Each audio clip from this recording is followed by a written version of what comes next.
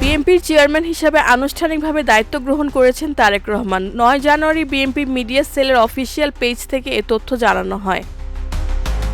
দলীয় সূত্র জানায়, বিএনপির চেয়ারপারসন ও সাবেক প্রধানমন্ত্রী বেগম খালেদা জিয়ার মৃত্যুজনিত কারণে চেয়ারম্যান পদ শূন্য হলে দলের গঠনতন্ত্র অনুযায়ী জাতীয় স্থায়ী কমিটির এক সভা অনুষ্ঠিত হয়।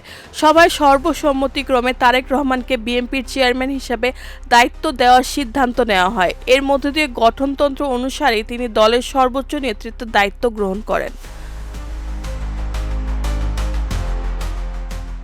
শুক্রবার রাত 9:30টায় গুলশানে বিএনপির চেয়ারপারসনের রাজনৈতিক কার্যালয়ে অনুষ্ঠিত স্থায়ী কমিটির ওই বৈঠকে সভাপতিত্ব করেন ভারপ্রাপ্ত চেয়ারম্যান তারেক রহমান।